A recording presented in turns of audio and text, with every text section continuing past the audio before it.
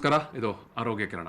ಈ ದಿವಸದ ನಮ್ಮ ಮಾತುಕತೆಯಲ್ಲಿ ಡಾಕ್ಟರ್ ವಿನೋದ್ ಕುಮಾರ್ ಅವರು ಮುಖ್ಯ ಅತಿಥಿಯಾಗಿ ಭಾಗವಹಿಸ್ತಾ ಇದ್ದಾರೆ. ನಾನು ವಿನೋದ್ ಕುಮಾರ್ ಅವರನ್ನು ಈ ಒಂದು ಮಾತುಕತೆಗೆ ಪ್ರೀತಿಪೂರ್ವಕವಾಗಿ ಸ್ವಾಗತ ಮಾಡ್ತಾ ಇದ್ದೇನೆ. ಡಾಕ್ಟರ್ ನಮಸ್ಕಾರ.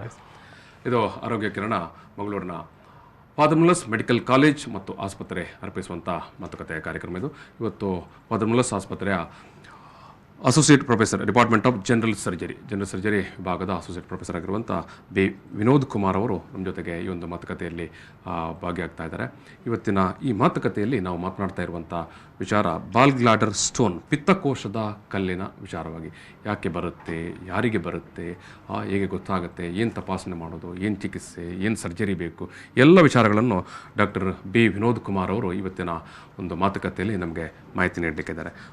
ಡಾಕ್ಟ್ರೆ, ನಾನು ಮೊದಲಾಗಿ ನಿಮ್ಮ ಹತ್ರ ಕೇಳುವಂಥ ವಿಚಾರ, ಪಿತ್ತಕೋಶದ ಕಲ್ಲು ಅಥವಾ ಗಾಲ್ ಬ್ಲಾಡರ್ ಸ್ಟೋನ್ ಅಂತ ಹೇಳಿದ್ರೆ ಏನದು, ಎಲ್ಲಿ ಅದು ರೂಪುಗೊಳ್ಳುತ್ತೆ, ಯಾಕೆ ಅದಕ್ಕೆ ಆ ರೀತಿಯ ಫಾರ್ಮೇಷನ್ ಯಾಕೆ ಆಗುತ್ತೆ? ಓಕೆ, ಅದು ಪಿತ್ತ ಸಂಜೆ ಇಲ್ಲ ಪಿತ್ತಕೋಶ ಅಂತ ಹೇಳ್ತೀವಿ.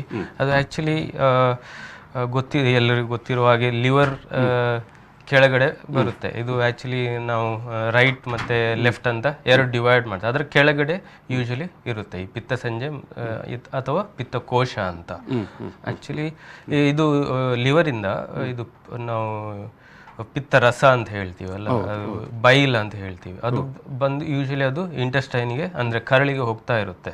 ಬಟ್ ಕೆಲವೊಮ್ಮೆ ನಾವು ಫಾಸ್ಟಿಂಗ್ ಅಂತ ಮಾಡುವಾಗ, ಅಂದರೆ ನಾವು ಏನು ಊಟ ತಗೊಳ್ಳದೆ ಇರುವಾಗ ಯೂಶಲಿ ಈ ಪಿತ್ತ ಎನ್ನುವುದು ಅದು ಈ ಪಿತ್ತ ಸಂಜೆ ಒಳಗೆ ಹೋಗಿ ಶೇಖರಣೆ ಆಗುತ್ತೆ. ಸೊ ಯೂಶಲಿ ಈ ಪಿತ್ತ ಸಂಜೆ ಇಲ್ಲ ಪಿತ್ತಕೋಶದಲ್ಲಿ ಕಲ್ಲು ಅಂತ ಹೇಳೋದು ಯೂಶಲಿ ಹೆಂಗಸರಲ್ಲಿ ಜಾಸ್ತಿ, ಮತ್ತೆ ಸ್ವಲ್ಪ ದಪ್ಪ ಇರುವವರಲ್ಲಿ ಅಂದ್ರೆ ಒಬೇಸ್ ಅಂತ ಹೇಳ್ತೀವಿ ಅವರಲ್ಲಿ ಜಾಸ್ತಿ. ಮತ್ತೆ ಈ ಲೇಡೀಸ್ ಅಲ್ಲೂ ಯೂಶಲಿ ಇದು ಓರಲ್ ಕಾಂಟ್ರಾಸೆಪ್ಟಿವ್ ಅಂತ ಹೇಳ್ತೀವಿ, ತಗೋತೀವಿ, ಅದರಲ್ಲೂ ಅಂಥವರಲ್ಲೂ ಸ್ವಲ್ಪ ಈ ಪಿತ್ತ ಸಂಜೆ ಇಲ್ಲ ಪಿತ್ತಕೋಶದಲ್ಲಿ ಕಲ್ಲಾಗೋದು ಚಾನ್ಸಸ್ ಜಾಸ್ತಿ ಇದೆ. ಯಾಕೆ ಬರುತ್ತೆ ಅಂತ ಈಗ ಇಂಥವರಿಗೆ ನೀವು ಜಾಸ್ತಿ ಅಂತ ಹೇಳಿದ್ರೆ, ಒಂದು ಈಗ ಮಹಿಳೆಯರಿಗೆ ಆದರೂ ಅಥವಾ ಇನ್ ಜನರಲ್ ಆಗಿ ಆದರೂ ಕೂಡ ಒಬ್ಬ ವ್ಯಕ್ತಿಗೆ ತನ್ನ ಗಾಲ್ ಬ್ಲಾಡರಲ್ಲಿ ಸ್ಟೋನ್ ಯಾಕೆ ಬರುತ್ತೆ, ಪಿತ್ತಕೋಶದಲ್ಲಿ ಯಾಕೆ ಕಲ್ಲು ಉತ್ಪತ್ತಿ ಆಗುತ್ತೆ, ತಯಾರಾಗುತ್ತೆ? ಅದು ಎಕ್ಸಾಕ್ಟ್ಲಿ ಯಾರಿಗೂ ಇನ್ನು ಇದುವರೆಗೆ ಕಂಡುಹಿಡಿಲಿಕ್ಕೆ ಆಗಲಿಲ್ಲ. ಬಟ್ ಅಂದ್ರೆ ತುಂಬಾ ಜಾಸ್ತಿ ಇರುವುದು ದಪ್ಪ ಇರುವವರಲ್ಲಿ ಮತ್ತೆ ಯೂಶಲಿ ಹೆಂಗಸರಲ್ಲಿ. ಹಾಗೆ ಏನೋ ಒಂದು ಸ್ಪೆಸಿಫಿಕ್ ಇಂಥದೇ ಒಂದು ರೀಸನ್ ಅಂತ ಹಾಗೆ ಹೇಳಲಿಕ್ಕೆ ಯಾವುದು ಈಗ ನಾವು ಸಾಮಾನ್ಯವಾಗಿ ಈ ಕಿಡ್ನಿ ಸ್ಟೋನ್ ಅಂತ ಹೇಳುವಾಗ ಕಿಡ್ನಿಯ ಕಲ್ಲಿಗೆ ಆಗ್ಲಿಕ್ಕೆ ರೂಪುಗೊಳ್ಳಿಕ್ಕೆ ಬೇರೆ ಬೇರೆ ಕಾರಣಗಳನ್ನು ನೀವು ಹೇಳ್ತೀರಿ. ಸೊ ಆ ರೀತಿಯಾಗಿ ಇದಕ್ಕೆ ಅಂತದ್ದು ಏನು ಯಾವುದು ಇಲ್ಲ, ಆಕ್ಚುಲಿ ಇಲ್ಲ. ಈ ಕಿಡ್ನಿ ಥಿಯರಿ ಅಂತ ಹೇಳ್ತೀವಿ, ಅಂದ್ರೆ ಇದರಿಂದ ಇರ್ಬೋದು ಅಂತ ಅಂದ್ರೆ ಹೇಳ್ಬೋದು ಹಾಗೆ. ಬಟ್ ಎಕ್ಸಾಕ್ಟ್ಲಿ ಯಾವುದು ಇದು ಇಲ್ಲ, ಕಾರಣ ಇಲ್ಲ, ಕಾರಣ ಇಲ್ಲ. ಈಗ ಕಿಡ್ನಿಯ ಸ್ಟೋನ್ಗೂ ಗಾಲ್ ಬ್ಲಾಡರ್ ಸ್ಟೋನ್ಗೂ ಏನದು ವ್ಯತ್ಯಾಸ ಉಂಟಾ? ಏನದು, ಯಾವ ರೀತಿ ನೀವು ಅದನ್ನು ಮಾಡ್ತೀರಿ? ಅಂದ್ರೆ ಅದರ ಕಂಟೆಂಟ್ಸ್, ಅಂದ್ರೆ ನಾವು ಅದರ ಕಲ್ಲಲ್ಲಿ ಇದು ಪಿತ್ತ ಸಂಜೆ ಕಲ್ಲಲ್ಲಿ ಯೂಶಲಿ ಕೊಲೆಸ್ಟ್ರಾಲ್ ಜಾಸ್ತಿ ಇರುತ್ತೆ. ಆದರೆ ಕಿಡ್ನಿ ಕಲ್ಲಲ್ಲಿ ಯೂಶಲಿ ಅದು ಯೂರಿಕ್ ಆಸಿಡ್ ಅಂತ ಹೇಳ್ತೀವಿ, ಅದು ಜಾಸ್ತಿ ಇರುತ್ತೆ. ಸೊ ಹಾಗಾಗಿ ಡಿಫ್ರೆಂಟ್ ಟೈಪ್ಸ್ ಬರುತ್ತೆ. ಈಗ ಒಬ್ಬನ ಪಿತ್ತಕೋಶದಲ್ಲಿ ಗಾಲ್ ಬ್ಲಾಡರಲ್ಲಿ ಸ್ಟೋನ್ ಆಗಿರುವುದಕ್ಕೆ ಏನಾದರೂ ಲಕ್ಷಣಗಳು ಗೋಚರಿಸುತ್ತಾ ಮೊದಲೇ? ಲಕ್ಷಣ ಹೌದು, ಅಂದ್ರೆ ನಾವು ಎಸಿಂಪ್ಟಮ್ಯಾಟಿಕ್ ಅಂತ ಹೇಳ್ತೀವಿ. ಕೆಲವರಲ್ಲಿ ಯೂಶಲಿ ಗೊತ್ತಾಗುತ್ತೆ 80% ಆಫ್ ದ ಕೇಸ್, ಅಂದ್ರೆ 80% ಆಫ್ ದ ಇದರಲ್ಲಿ ಕಲ್ಲು ಇರುವುದು ಗೊತ್ತಿರುವುದಿಲ್ಲ, ಮನುಷ್ಯನಿಗೆ ಗೊತ್ತಿರುವುದಿಲ್ಲ. ನಾವು ಯೂಶಲಿ ಸ್ಕ್ಯಾನ್ ಮಾಡಿದಾಗ ಅವಾಗ ಗೊತ್ತಾಗುತ್ತೆ. ಮತ್ತೊಂದು 20% ಇದರಲ್ಲಿ ಯೂಶಲಿ ಚಾನ್ಸ್ ಇದೆ, ಅಂದ್ರೆ ಅವರಿಗೆ ಪೇಯ್ನ್ ಬರ್ಬೋದು, ಇಲ್ಲ ಹೊಟ್ಟೆ ಉಬ್ಬರ ಬರ್ಬೋದು. ಪೇಯ್ನ್ ಅಂತ ಹೇಳಿದ್ರೆ ದೇಹದ ಯಾವ ಭಾಗದಲ್ಲಿ ಸ್ಪೆಸಿಫಿಕ್ ಆಗಿ ಪೇಯ್ನ್ ಬರುತ್ತೆ? ಯೂಶಲಿ ಬಲಭಾಗದಲ್ಲಿ ಮತ್ತೆ ಬಲಭಾಗದಲ್ಲಿ ಬರುತ್ತೆ. ಬಲಭಾಗದಲ್ಲಿ ಬರುತ್ತೆ, ಲಿವರ್ ಕೆಳಗಡೆ ಯೂಶಲಿ ಪೇಯ್ನ್ ಬರುತ್ತೆ. ಓಕೆ, ಈ ಒಂದು ಪೇಯ್ನ್ ಅದು ಕೂಡ ಒಂದು ಲಕ್ಷಣ. ಅದು ಹೊರತುಪಡಿಸಿ ಬೇರೆ ಏನಾದರೂ ಲಕ್ಷಣಗಳು ಉಂಟಾ? ಕೆಲವೊಮ್ಮೆ ಇದು ಜಾಂಡಿಸ್ ಅಂತ ಹೇಳ್ತೀವಿ, ಹಳದಿ ರೋಗ, ಅದು ಬರುವ ಚಾನ್ಸಸ್ ಇದೆ ಇದರಿಂದಾಗಿ. ಈ ಅಂದ್ರೆ ಪಿತ್ತ ಸಂಜೆ ಎಲ್ಲ ಕಲ್ಲು ಕೆಳಗೆ ಬಂದು ಪಿತ್ತನಾಳ ಬ್ಲಾಕ್ ಆದ್ರೆ ಯೂಶಲಿ ಜಾಂಡಿಸ್ ಆಗಿ, ಅಂದ್ರೆ ಹಳದಿ ರೋಗ ಬಂದು ಪಿತ್ತಕೋಶದಲ್ಲಿದ್ದಂತ ಕಲ್ಲು ಬಂದು ಕೆಲವು ಪಿತ್ತನಾಳಕ್ಕೆ ಬಂದ್ರೆ ಬ್ಲಾಕ್ ಆದಾಗ ಈಗ ಹಳದಿ ರೋಗದಾಗಿ ಕಾಣ್ಬೋದು. ಹಾಗೆ ಸಾಮಾನ್ಯವಾಗಿ ನೋವು ಅಂತ ಬಂದ ತಕ್ಷಣ ನೀವು ಅದನ್ನು ಯಾವ ರೀತಿ ಅವರಿಗೆ ತಪಾಸಣೆ ಅಂತ ಯಾವ ರೀತಿಯ ಡಯಾಗ್ನೋಸ್ ಮಾಡುವಂಥ ಪ್ರೊಸೀಜರ್ ಹೇಗೆ ಈಗ ಗಾಲ್ ಬ್ಲಾಡರ್ ಸ್ಟೋನ್ಗೆ ಸಂಬಂಧಪಟ್ಟ ಹಾಗೆ? ಯೂಶಲಿ ಅವರು ಆಸ್ಪತ್ರೆಗೆ ಬಂದ ಕೂಡಲೇ ಯೂಶಲಿ ನಾವು ನೋಡ್ತೀವಿ ಅಂದರೆ ಎಕ್ಸಾಮಿನ್ ಮಾಡ್ತೀವಿ ಹೊಟ್ಟೆ ಒಳಗೆ ಅಂದರೆ ಯಾವ ಭಾಗದಲ್ಲಿ ತುಂಬ ನೋವಿದೆ ಅಂತ ನೋಡ್ತೀವಿ, ಅಂದರೆ ಸರಿ ಎಕ್ಸಾಮಿನ್ ಮಾಡಿ ಮತ್ತೆ ಯೂಶಲಿ ನಾವು ಇದು ಅಲ್ಟ್ರಾಸೌಂಡ್ ಅಂತ ಕೇಳ್ತೀವಿ. ಮತ್ತೆ ಸ್ವಲ್ಪ ರಕ್ತ ಟೆಸ್ಟ್ ನಾವು LFT ಅಂತ ಹೇಳ್ತೀವಿ, ಅಂದರೆ ಲಿವರ್ ಇದ್ದು ಫಂಕ್ಷನ್ ಅಂತ ಹೇಳ್ತೀವಲ್ಲ, ಆ ಟೆಸ್ಟ್ ಎಲ್ಲ ಮಾಡಿ ಡಯಾಗ್ನೋಸ್ ಮಾಡ್ತೀವಿ. ಹಾಗೆ ಈಗ ನೀವು ಹೇಳಿದಾಗೆ ಈಗ ಒಂದು ಏನು ನೋವು ಇದ್ದವರನ್ನು ತಪಾಸಣೆ ಮಾಡಿದಾಗ ಅಥವಾ ಆ ನೋವು ಇದ್ದವರಿಗೆಲ್ಲ ಸಾಮಾನ್ಯವಾಗಿ ಪಿತ್ತಕೋಶದ ಅಥವಾ ಗಾಲ್ ಬ್ಲಾಡರಲ್ಲಿ ಸ್ಟೋನ್ ಆಗಿರದೆ ಅಂತ ಊಹನೆ ಮಾಡ್ಲಿಕ್ಕೆ ಆಗುತ್ತಾ? ಅಂದ್ರೆ ಯೂಶಲಿ ಇದು ಲಿವರ್ ಕೆಳಗಡೆ ಅಂದ್ರೆ right side, usually right upper quadrant ಅಂತ ಹೇಳ್ತೀವಿ ನಾವು ಯೂಶಲಿ ಇದರಲ್ಲಿ ಮೆಡಿಕಲ್ ಟರ್ಮ್ ಅಲ್ಲಿ ಯೂಶಲಿ ಆ ಸೈಡ್ ನೋವಿದೆ ಅಂದ್ರೆ ಯೂಶಲಿ ನಾವು ಪಿತ್ತಸಂಜೆಯಲ್ಲಿ ಕಲ್ಲಿದೆ ಅಂತಾನೆ ಹೇಳುದು. ಅಂದ್ರೆ ಪಿತ್ತಸಂಜೆಯಿಂದ ಕಲ್ಲಾಗಿ ಅದಕ್ಕೆ ಇನ್ಫೆಕ್ಷನ್ ಆಗಿದೆ ಅಂತ ಹೇಳ್ತೀವಿ ನಾವು ಅದಕ್ಕೆ ನಾವು ಕೋಲಿಸಿಸ್ಟೈಟಿಸ್ ಅಂತ ಕರೀತೀವಿ. ಅಂದ್ರೆ ಈ ನೋವನ್ನು ಬಾಧಿಸುವಂತ ಸಂದರ್ಭದಲ್ಲಿ ಅದು ಇನ್ಫೆಕ್ಷನ್ ಆಗಿರುತ್ತಾ? ಸಾಮಾನ್ಯವಾಗಿ ಕೆಲವೊಮ್ಮೆ ಇರ್ಬೋದು, ಕೆಲವೊಮ್ಮೆ ಇರ್ಲಿಕ್ಕಿಲ್ಲ. ಕೆಲವೊಮ್ಮೆ ಏನಾಗುತ್ತೆ ಅಂದ್ರೆ ಸಣ್ಣ ಕಲ್ಲಿದ್ರೆ ಅದು ಕೆಳಗೆ ಬರ್ಬೇಕಾದ್ರೆ ಅಂದ್ರೆ ನಾಳೆಗೆ ಹೋಗ್ಬೇಕಾದ್ರೆ ಅಂದ್ರೆ ಕೆಲವೊಮ್ಮೆ ಸ್ವಲ್ಪ ನೋವು ಬಂದು ಆಮೇಲೆ ಇದು ನೋವು ಹೋಗ್ಬೋದು. ಹಾಗೆ ಸಾಮಾನ್ಯವಾಗಿ ಯಾವ ಏಜಿನವರಿಗೆ ಇದು ಜಾಸ್ತಿ ಬರುತ್ತೆ ಅಥವಾ ಯಾವ ವಯಸ್ಸಿನ ನಂತರ ಬರುತ್ತೆ ಅಂತ ಏನಾದರೂ ಉಂಟಾ? ಇದೆ. ಯೂಶಲಿ 40 ಅರೌಂಡ್ ನಾವು 40 ಅಂತ ಹೇಳ್ತೀವಿ ನಾವು ಯೂಶಲಿ ನಮ್ಮ ಮೆಡಿಕಲ್ ಟರ್ಮ್ ಅಲ್ಲಿ ಫೆಟೈಲ್ ಫಿಮೇಲ್ ಆ ಥರ. 40ರ ವಯಸ್ಸು ದಾಟಿದ ನಂತರ ಸ್ವಲ್ಪ ಬರ್ಬೋದು, ಬಟ್ ಯೂಶಲಿ ಮೋರ್ ಕಾಮನ್ ಅಂತ ಹೇಳ್ತೀವಿ. ಹಾಗೆ ಆ ಏಜ್ ಅಲ್ಲಿ 40 ಅರೌಂಡ್ 40. ಇದು ಡಾಕ್ಟ್ರೆ, ಇವಾಗ ಆಯ್ತು, ಈಗ ಬಂದಂಥವರಿಗೆ ತಪಾಸಣೆ ಮಾಡಿದಾಗ ನೀವು ಅದು ಗೊತ್ತಾದರೆ ಯಾವ ರೀತಿಯ ಟ್ರೀಟ್ಮೆಂಟ್ ಸ್ಟಾರ್ಟ್ ಮಾಡ್ತೀರಿ? ಅದಕ್ಕೆ ಸರ್ಜರಿ ಬೇಕಾಗತ್ತಾ ಅಥವಾ ಕೇವಲ ಮೆಡಿಸಿನಲ್ಲಿ ಹೋಗುತ್ತಾ?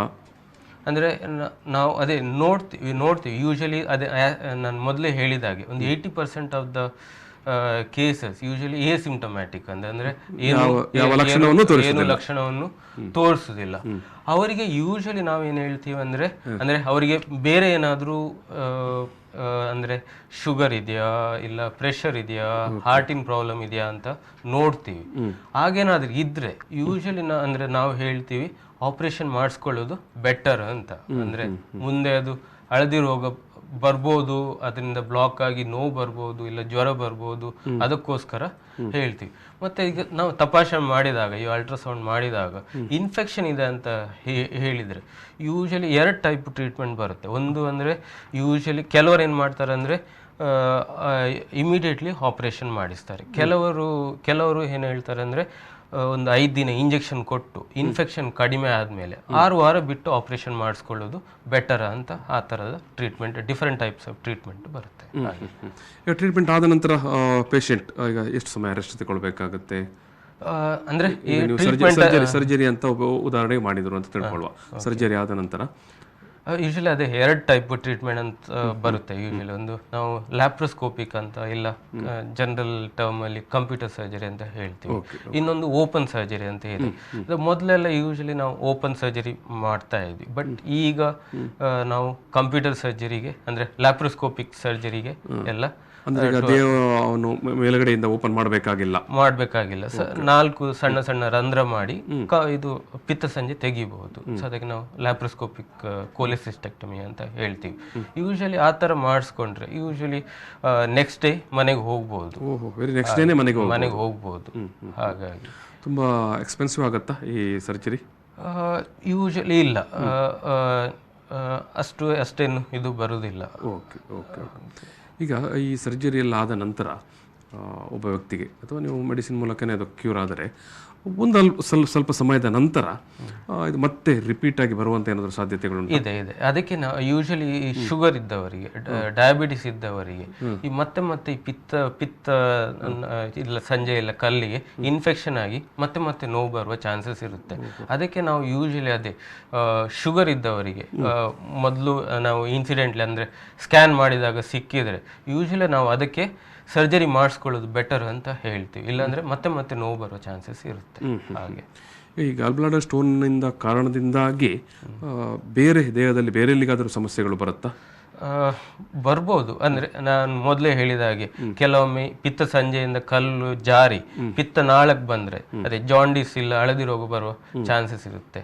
ಮತ್ತೆ ಕೆಲವೊಮ್ಮೆ ಏನಾಗುತ್ತೆ ಅಂದ್ರೆ ಈ ಪಿತ್ತ ಸಂಜೆ ಕಲ್ಲು ಹೋಗಿ ಇದು ಸಂಜೆ ನೆಕ್ ಅಂತ ಹೇಳ್ತೀವಿ, ಅಂದ್ರೆ ಅದು ಕುತ್ತಿಗೆ ಅಂತ ಹೇಳ್ತೀವಿ, ಪಿತ್ತ ಕೋಶ ಇಲ್ಲ ಪಿತ್ತ ಸಂಜೆ ಅದೇನಾದ್ರು ಬ್ಲಾಕ್ ಆದ್ರೆ ನಾವು ಅದು ಮ್ಯೂಕೋಸೀಲ್ ಅಂತ ಹೇಳ್ತೀವಿ. ಕೆಲವೊಮ್ಮೆ ಆ ಗಾಲ್ ಬ್ಲಾಡರ್ ಒಡೆದು ಹೋಗುವ ಚಾನ್ಸಸ್ ಇರುತ್ತೆ. ಆದ್ರೆ ಅಂದ್ರೆ ಸಿವಿಯರ್ ಪೇನ್ ಇಂದಾಗಿ ಅವರು ನೋವಿರುತ್ತೆ, ಸಿವಿಯರ್ ನೋವಿರುತ್ತೆ. ಮತ್ತೆ ಯೂಶಲಿ ಅವರಿಗೆ ಇಮಿಡಿಯೇಟ್ ಆಪರೇಷನ್ ಬೇಕಾಗುತ್ತೆ.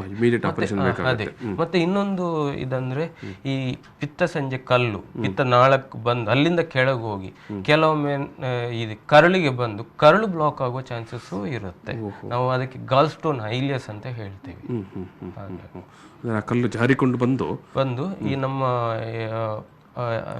ಕರಳಿಗೆ ಬ್ಲಾಕ್ ಮಾಡಬಹುದು. ಅದು ನಾವು ಗಾಲ್ ಸ್ಟೋನ್ ಐಲಿಯಸ್ ಅಂತ ಹೇಳ್ತೀವಿ. ಅಂದರೆ ಈ ರೀತಿ ಅಪಾಯ ಕೂಡ ಇದೆ ಆಗುವ ಚಾನ್ಸಸ್ ಇದೆ.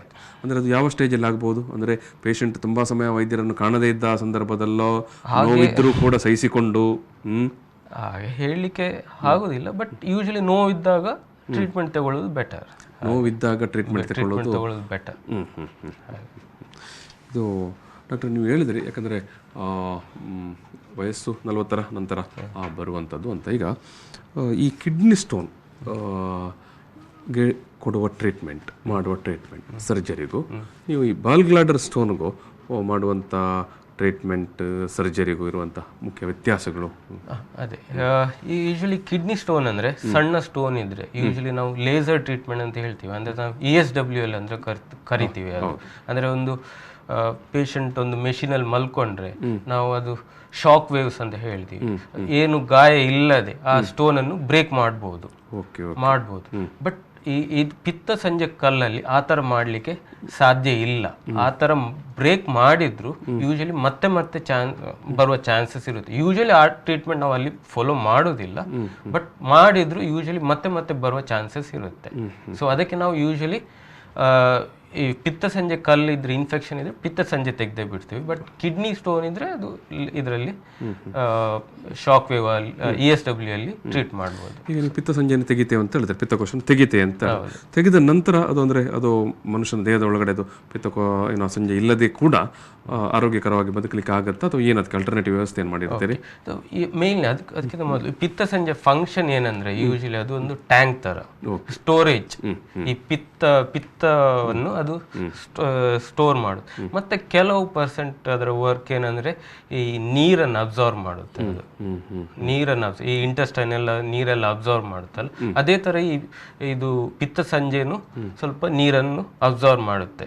ಸೊ ಹಾಗಾಗಿ ಅದು ಸ್ವಲ್ಪ ಪ್ರಮಾಣದಲ್ಲಿ, ಸೊ ಹಾಗಾಗಿ ಜಾಸ್ತಿ ಏನು ತೊಂದರೆ ಬರುವುದಿಲ್ಲ ಈ ಪಿತ್ತ ಸಂಜೆ ತೆಗೆಯುವುದರಿಂದ. ಪಿತ್ತ ಸಂಜೆ ಅನ್ನುವಂತ ಸ್ಟೋರೇಜ್ ಒಂದು ಟ್ಯಾಂಕ್ ತರ ಅಷ್ಟೇ. ಸೊ ಹಾಗಾಗಿ ಜಾಸ್ತಿ ತೊಂದರೆ ಬರುವುದಿಲ್ಲ. ಓಕೆ. ಸೊ ಹಾಗಾಗಿ ಅದೇನೋ ಅಲ್ಲಿ ಕಡ್ಡಾಯವಾಗಿ ಇರಲೇಬೇಕು ಅಂತ ಏನಿಲ್ಲ. ಸೊ ಈ ರೀತಿಯ ಸಮಸ್ಯೆಗಳು ಬಂದಾಗ ಅದನ್ನು ತೆಗಿಬಹುದು. ಈಗ ಈ ರೀತಿಯ ಸಮಸ್ಯೆಗಳು ಅಂದ್ರೆ ಈಗ ಬ್ಲಾಡರ್ ಸ್ಟೋನ್ ಏನು ಪಿತ್ತ ಸಂಜೆಯಲ್ಲಿ ಅಥವಾ ಪಿತ್ತಕೋಶದಲ್ಲಿ ಸ್ಟೋನ್ ಆಗದೇ ಇರಬೇಕು ಅಂತ ಇದ್ದರೆ ಏನಾದರೂ ಸಲಹೆಗಳುಂಟಾ? ನೀವು ಏನಾದರೂ ಅಡ್ವೈಸ್ ಮಾಡಲಿಕ್ಕೆ ಬಯಸ್ತೀರಾ? ಅದೇ ಅಂದರೆ ಒನ್ ಆಫ್ ದ ಇದು ಪಿತ್ತ ಯೂಶಲಿ ನಾವು ಹೈ ಕ್ಯಾಲೋರಿ ಡಯಟ್ ಅಂತ ಹೇಳ್ತೀವಲ್ಲ, ಬೇಕರಿ ಪ್ರಾಡಕ್ಟ್ಸ್ ಸ್ವಲ್ಪ. ಸೊ ಅದು ಒಂದು ರೀಸನ್ ಇದೆ ಅಂತ ಹೇಳ್ತಾರೆ. ಬಟ್ ಅಂದರೆ ಪ್ರೂವನ್ ಅಂತ ಹೇಳಿದಿಲ್ಲ, but one of the theories ಅಂತ ಹೇಳಿ ಆ ಥರ ಅದೇ. ಸೊ ಆ ಲೈಫ್ ಸ್ಟೈಲ್ ಸ್ವಲ್ಪ ಚೇಂಜ್ ಮಾಡಿದರೆ ಕೆಲವೊಮ್ಮೆ ಮೇ ಬಿ ಬರದೇ ಇರುವ ಹಾಗೆ ನೋಡ್ಬೋದು ಅಂತ. ಹಾಗೆ ಸೊ ಅದು ಹೊರತುಪಡಿಸಿದೆ ಬೇರೆ ಏನು ಇಲ್ಲ. ಸೊ ನಾವು ಬೇರೆ ಕಾಯಿಲೆ ರೋಗಗಳಿಗೆಲ್ಲ ಬಹುಶಃ ಕಂಪೇರ್ ನೋಡಿದರೆ ಇದೊಂಥರ ಇನ್ನೂ ಕೂಡ ಒಂಥರ ಅದರ ಬಗ್ಗೆ ಸಮಗ್ರವಾದಂಥ ಪಿಕ್ಚರ್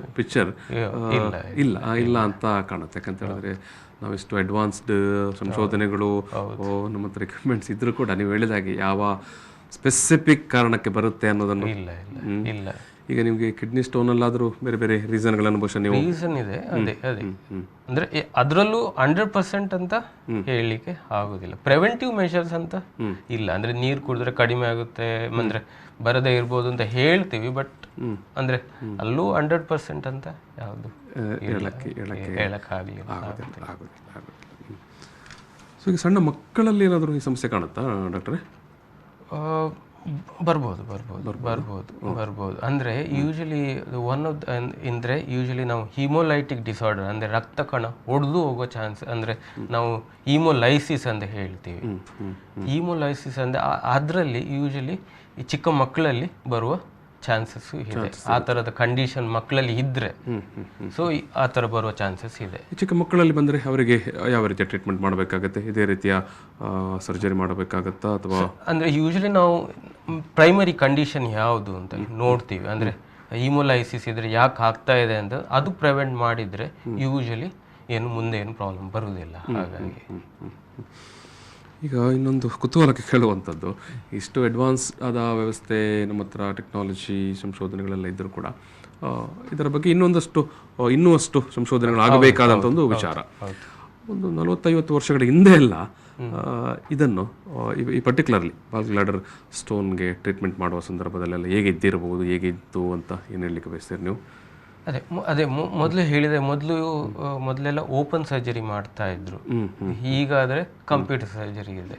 ಅಂದರೆ ಆ ಓಪನ್ ಸರ್ಜರಿ ಮಾಡಿದರೆ ಯೂಶಲಿ ನೋವು ತುಂಬ ಇರ್ತಾ ಇತ್ತು. ಒಂದು 10-15 ದಿನ ಅಂತೂ ತುಂಬ ನೋವು ಇರ್ತಾ ಇತ್ತು. ಮತ್ತು ಅದು ಕೆಲಸ ಸ್ಟಾರ್ಟ್ ಮಾಡಬೇಕಾದ್ರೆ ಒಂದು ತಿಂಗಳಾದರೂ ಬೇಕಿತ್ತು. ಬಟ್ ಈ ಕಂಪ್ಯೂಟರ್ ಸರ್ಜರಿ ಅಂದರೆ ಲ್ಯಾಪ್ರೋಸ್ಕೋಪಿಕ್ ಸರ್ಜರಿಯಿಂದ usually maybe next day 2 or 3 ಡೇಸಲ್ಲಿ ಕೆಲಸಕ್ಕೆ ಹೋಗ್ಬೋದು. ಅಷ್ಟು ಅಡ್ವಾನ್ಸ್ ಆಗಿದೆ ಈಗ. ಹಳೆ ಕಾಲದಲ್ಲಿ ನೀವು ಹೇಳಿದಾಗ ಓಪನ್ ಸರ್ಜರಿ ಮಾಡುವ ಸಂದರ್ಭದಲ್ಲಿ ಬಹುಶಃ ಆಸ್ಪತ್ರೆಯಲ್ಲಿ ಒಂದು 15 ದಿವಸ ಇರಬೇಕಿತ್ತು. ಮತ್ತೆ ಕೆಲಸಕ್ಕೆ ಹೋಗ್ಬೇಕಾದ್ರೆ 1 ಮಂತೇ ಜಾಸ್ತಿ ಆಗುತ್ತೆ, 1 ತಿಂಗಳಿಗಿಂತ ಜಾಸ್ತಿ ಇರಬೇಕು. ಈಗ ಈ ಗಾಲ್ ಬ್ಲಾಡರ್ ಸ್ಟೋನ್ ಅದು ತೀರಾ ಗಂಭೀರವಾಗಿ ಪ್ರಾಣಕ್ಕೆ ಅಪಾಯವಾಗುವಂಥ ಸನ್ನಿವೇಶ ಏನಾದರೂ ಎದುರಾಗತ್ತಾ? ಇರ್ಬೋದು. ಅಂದರೆ ಕೆಲವೊಮ್ಮೆ ಈ ಪಿತ್ತ ಸಂಜೆ ಒಡೆದು ಹೋದ್ರೆ ಯೂಶಲಿ ನಾವು ಪೆರಿಟೋನೈಟಿಸ್ ಅಂತ ಹೇಳ್ತೀವಿ. ಅಂದರೆ ಈ ನಮ್ಮ ಪಿತ್ತ ಎಲ್ಲ ಬಂದು ನಮ್ಮ ಹೊಟ್ಟೆ ಒಳಗೆ ಸೇರಿದ್ರೆ ಆಗ ಪ್ರಾಣಕ್ಕೆ ಅಪಾಯ ಬರುವ ಚಾನ್ಸಸ್ ಇರುತ್ತೆ. ಸ್ವಂತ ಪರಿಸ್ಥಿತಿಗಳು ಕೂಡ ಬರ್ಬೋದು. ಅದೇ ನೆಗ್ಲೆಕ್ಟ್ ಮಾಡೋದು ಒಳ್ಳೇದಲ್ಲ ಅಂತ. ಹಾಗೆ ನೋವು ಸಾಮಾನ್ಯವಾಗಿ ನೋವು ಕಂಡ್ರೆ ಅಂದರೆ ಎಷ್ಟು ಅಥವಾ ಯಾವ ಸಂದರ್ಭದಲ್ಲಿ ವೈದ್ಯರನ್ನು ಭೇಟಿ ಮಾಡಬೇಕಂತ ಅಥವಾ ಯಾವ ಪ್ರಮಾಣದಲ್ಲಿ ನೋವು ಕಂಡು ಬಂದರೆ? ಆದರೆ ಯೂಶಲಿ ನಾವು ಈ ಪಿತ್ತ ಸಂಜೆ ಇದರಲ್ಲಿ ನೋವು ಬರೋದು ಕೋಲಿಕ್ ಅಂತ ಹೇಳ್ತೀವಿ. ಅಂದರೆ ಸಿವಿಯರ್ ಪೇನ್ ಬರುತ್ತೆ, ತುಂಬ ನೋವು ಬರುತ್ತೆ. ಸೊ ಅಂಥದ್ದೇನಾದ್ರು ನೋವು ಬಂದರೆ ಸಡನ್ ಆಗಿ ಸ್ಟಾರ್ಟ್ ಆಗುತ್ತೆ. ಅಂದರೆ ಸ್ವಲ್ಪ ಹೊತ್ತು ಇರುತ್ತೆ, ಸ್ವಲ್ಪ ಹೊತ್ತು ನಿಲ್ಲುತ್ತೆ. ಓಕೆ, ನಾನು ಕೇಳೋದು ಸುದೀರ್ಘ ದಿನಗಳಿಂದ ಸ್ವಲ್ಪ ಆಗಿ ನೋವು ಬರುತ್ತಾ ಅಥವಾ ಸಡನ್ ಆಗಿ ಒಮ್ಮೆಲೆ? ಇಲ್ಲ, ಯೂಶಲಿ ಇದರಿಂದ ಏನಾದರೂ ಇದ್ರೆ ಅಂದರೆ ಪಿತ್ತ ಸಂಜೆಗೆ ಇನ್ಫೆಕ್ಷನ್ ಆದರೆ ಯೂಶಲಿ ಅವರಿಗೆ ತಡ್ಕೊಳ್ಳಿಕ್ಕೆ ಕಷ್ಟ ಆಗುತ್ತೆ. ಸೊ ಹಾಗಾಗಿ ಇಮಿಡಿಯೇಟ್ಲಿ ಬರೋದು ಒಳ್ಳೆಯದು. ಹಾಗೆ ಬಹುಶಃ ಬಂದ ತಕ್ಷಣ ಕೂಡ ಸರ್ಜರಿ ಕೂಡ ಬಹುಶಃ ಇಮಿಡಿಯೇಟ್ ಆಗಿ ಮಾಡಬೇಕಾಗುತ್ತೆ. ಕೆಲವರು ಮಾಡ್ತಾರೆ. ಅಂದರೆ ಅದು ಯೂಶಲಿ ಸರ್ಜನ್ ಪ್ರೆಫರೆನ್ಸ್ ಅಂತ ಹೇಳ್ತೀವಿ ನಾವು. ಅಂದರೆ ಯೂಶಲಿ ಏನಾಗುತ್ತೆ ಅಂದರೆ ನಾವು ಆಪರೇಷನ್ ಮಾಡುವಾಗ ಈ ಪಿತ್ತನಾಳದ ಹತ್ರ ಸ್ವಲ್ಪ ಇದು ರಕ್ತನಾಳ ಎಲ್ಲ ಬರುತ್ತೆ. ಸೊ ಯೂಶಲಿ ನಾವು ಅಕ್ಯೂಟ್ ಕಂಡೀಷನ್ ಅಂತ ಹೇಳಿದ್ರೆ ಇಮಿಡಿಯೇಟ್ಲಿ ಸರ್ಜರಿ ಮಾಡಿದರೆ ಕೆಲವೊಮ್ಮೆ ಯಾವ ಸ್ಟ್ರಕ್ಚರ್ ಅಂದರೆ ಯಾವ ಅಲ್ಲಿ ಇದಿದೆ ಅಂತ ಐಡೆಂಟಿಫೈ ಮಾಡೋದು ಕಷ್ಟ ಆಗುತ್ತೆ. ಸೊ ಅದಕ್ಕೆ ಕೆಲವರು ಏನು ಮಾಡ್ತಾರೆ ಅಂದರೆ ಯೂಶಲಿ ವಿದಿನ್ 48 ಅಂದರೆ 48 ಗಂಟೆ ಒಳಗೆ ಬಂದರೆ ಯೂಶಲಿ ಕೆಲವರು ಸರ್ಜರಿ ಮಾಡ್ತಾರೆ. ಕೆಲವರು ಏನು ಮಾಡ್ತಾರೆ ಅಂದರೆ ಯೂಶಲಿ 5 ದಿವಸ ಇಂಜೆಕ್ಷನ್ ಕೊಟ್ಟು 6 ವಾರ ಬಿಟ್ಟು ಸರ್ಜರಿಗೆ ಮಾಡ್ತಾರೆ. ಯೂಶಲಿ ಆಗ ಇನ್ಫೆಕ್ಷನ್ ಎಲ್ಲ ಕಡಿಮೆ ಇದ್ದರೆ ನಮಗೆ ಆಪರೇಷನ್ ಮಾಡಲಿಕ್ಕೆ ಸ್ವಲ್ಪ ಸುಲಭ ಆಗುತ್ತೆ. ಹಾಗೆ ಸೊ ಈಗ ನೀವು 5 ದಿವಸ ಇಂಜೆಕ್ಷನ್ ಕೊಟ್ಟು ಮತ್ತೆ 6 ವಾರಗಳ ನಂತರ ಮಾಡ್ತೀರಿ. ಹೌದು. ಸೊ 6 ವಾರಗಳ ಪೀರಿಯಡಲ್ಲಿ ಸ್ಟೋನಲ್ಲಿ ಇದ್ರೂ ಕೂಡ ಏನು ಸಮಸ್ಯೆ ಆಗೋಲ್ಲ? ಇಲ್ಲ, ನಾವು ಯೂಶಲಿ ಮದ್ದು ಕೊಟ್ಟಿರ್ತೀವಿ, ಬರದ ಹಾಗೆ ಆಂಟಿಬಯೋಟಿಕ್ ಕವರ್ ಕೊಟ್ಟಿರ್ತೀವಿ. ಹಾಗಾಗಿ ಬಟ್ ದೇಹದ ರುಟೀನ್ ಸಿಸ್ಟಮ್ಗೆ ಏನು ತೊಂದರೆ ಆಗೋದಿಲ್ಲ. ನೋವು ಬರದ ಹಾಗೆ ಸ್ವಲ್ಪ ಪ್ರಿಕಾಷನ್ಸ್ ನಾವು ತಗೊಳ್ಳಿಕ್ಕೆ ಹೇಳ್ತೀವಿ, ತಗೊಳ್ಳಿಕ್ಕೆ ಹೇಳಿರ್ತೀರಿ. ಎಸ್ ಡಾಕ್ಟ್ರೆ, ನಾನು ಏನು ಗಾಲ್ ಬ್ಲಾಡರ್ ಸ್ಟೋನ್ ಪಿತ್ತಕೋಶದ ಕಲ್ಲಿನ ವಿಚಾರವಾಗಿ ಅನೇಕ ವಿಚಾರಗಳನ್ನು ಹೇಳಿದ್ದೀರಿ ನೀವು. ಈ ಸಂದರ್ಭದಲ್ಲಿ ನಾನು ಈ ಒಂದು ಮಾತುಕತೆಯನ್ನು ಸಮಾಪನ ಮಾಡ್ತಾ ಇದ್ದೇನೆ.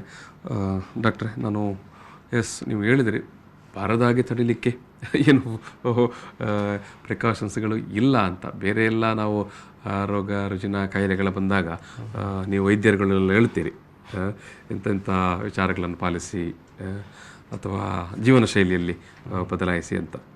ಸೊ ಈ ವಿಚಾರಕ್ಕೆ ಬಂದಾಗ ನೀವು ಅದೇ ಸ್ವಲ್ಪ ಈ ಜಂಕ್ ಫುಡ್ ಅಂತ ಹೇಳ್ತೀವಿ, ಅದು ಅವಾಯ್ಡ್ ಮಾಡಿದರೆ ಸ್ವಲ್ಪ ಬೆಟರ್ ಅಂತ. 100% ಅಂತ ಅಲ್ಲ, ಬಟ್ ಯೂಶಲಿ ಒಳ್ಳೇದು ಅಂತ. ಓಕೆ, ಇನ್ ಜನರಲ್ ಆಗಿ ಆರೋಗ್ಯಕ್ಕೂ ಒಳ್ಳೇದು. ಎಸ್ ಎಸ್ ಇನ್ ಜನರಲ್ ಆಗಿ ಕೂಡ ಆರೋಗ್ಯಕ್ಕೆ ಒಳ್ಳೆಯದು. ಒಳ್ಳೆ ಏನು ಪಿತ್ತಕೋಶದ ಕಲ್ಲಿನ ಸಮಸ್ಯೆ, ಗ್ಯಾಲ್ ಬ್ಲಾಡರ್ ಸ್ಟೋನ್ಗೆ ಮಾತ್ರ ಅಂತಲ್ಲ, ಒಟ್ಟು ಏನು ನಮ್ಮ ಜೀವನ ಶೈಲಿಯಲ್ಲಿ ಸ್ವಲ್ಪ ಆಹಾರದ ವಿಚಾರಕ್ಕೆ ನಾವು ಒತ್ತು ಕೊಟ್ಟರೆ, ಆಸಕ್ತಿ ಕೊಟ್ಟರೆ. ಎಸ್ ಡಾಕ್ಟ್ರೆ, ನಾನು ಈ ಒಂದು ಮಾತುಕತೆಯಲ್ಲಿ ಸಮಾಪನ ಮಾಡ್ತಾ ಇದ್ದೇನೆ. ವೀಕ್ಷಕರೇ, ಆರೋಗ್ಯ ಕಿರಣದ ಈ ಒಂದು ಮಾತುಕತೆ ಸಂದರ್ಭದಲ್ಲಿ Dr.B ವಿನೋದ್ ಕುಮಾರ್ ಅವರು associate professor, department of general surgery, ಮಂಗಳೂರಿನ ಫಾದರ್ಮುಲ್ಲರ್ ಮೆಡಿಕಲ್ ಕಾಲೇಜ್ ಮತ್ತು ಆಸ್ಪತ್ರೆ. ಈ ಒಂದು ಮಾತುಕತೆ ಸಂದರ್ಭದಲ್ಲಿ ಗಾಲ್ ಬ್ಲಾಡರ್ ಸ್ಟೋನ್ ಯಾಕೆ ಬರುತ್ತೆ ಮತ್ತು ಅದನ್ನು ಯಾವ ರೀತಿಯ ಪತ್ತೆ ಹಚ್ಚುವಂಥದ್ದು ಮತ್ತು ಯಾವ ರೀತಿಯ ಅದಕ್ಕೆ ಆಧುನಿಕ ಚಿಕಿತ್ಸೆಗಳು ಅಥವಾ ಶಸ್ತ್ರಚಿಕಿತ್ಸೆಗಳು ಇದ್ದಾವೆ ಅನ್ನೋದನ್ನು ನಮ್ಮ ಮುಂದೆ ಹೇಳಿದ್ದಾರೆ. ಎಸ್, ನಾನು ಅದಕ್ಕೆ ಈ ಒಂದು ಮಾತುಕತೆ ಮುಗಿದ ಸಂದರ್ಭದಲ್ಲಿ ಪ್ರೀತಿಪೂರ್ವಕ ನಮಸ್ಕಾರಗಳು ಡಾಕ್ಟರ್. Thank you. ಎಸ್ ವೀಕ್ಷಕರೇ, ಆರೋಗ್ಯ ಕಿರಣ ಮಾತುಕತೆಯನ್ನು ಸಮಾಪನ ಮಾಡ್ತಿದ್ದೇನೆ. ಮತ್ತೊಮ್ಮೆ ಧನ್ಯವಾದಗಳು.